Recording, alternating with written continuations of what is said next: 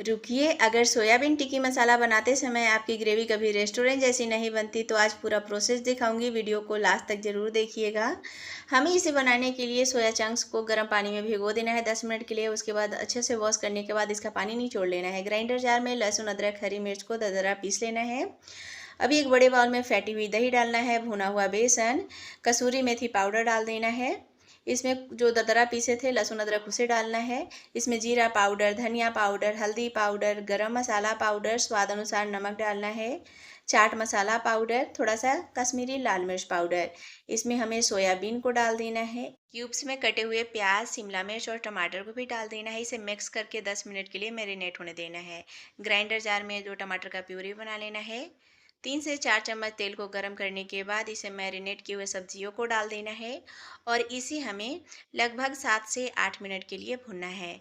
अभी आप देख सकते हैं इसका कलर चेंज हो चुका है, अच्छे से भुन चुके हैं। इसे निकाल लेना है और वापस कढ़ाई में तेल, जीरा, कुछ खड़े मसाले, एक बारीक कटा हुआ प्याज डालना है।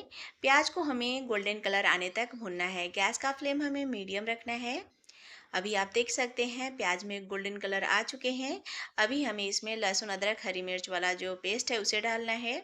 इसे हमें भून लेना है लगभग आधा मिनट के लिए।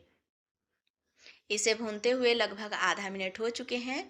अभी हमें इसमें डाल देना है कश्मीरी लाल मिर्च पाउडर, हल्दी पाउडर। अभी इसे थोड़ा भून लेना है। इस समय डालने से ग्रेवी का कलर काफ़ी बढ़िया आता है। उसके बाद टमाटर वाला प्यूरी डालना है, धनिया पाउडर डाल देना है, जीरा पाउडर, स्वाद अनुसार नमक। पहले भी नमक डला हुआ है तो बहुत ज़्यादा नमक नहीं डालिएगा। मसाले को हमें थोड़े थोड़े देर में चला लेना है। तो देख सकते हैं मसाले अच्छे से भुन चुके हैं। इसमें हमें गर्म पानी डाल देना है, कसूरी मेथी, गरम मसाला पाउडर, इसे चला लेना है। इसमें मैं लगभग 200 ml जितना पानी डाली हूँ।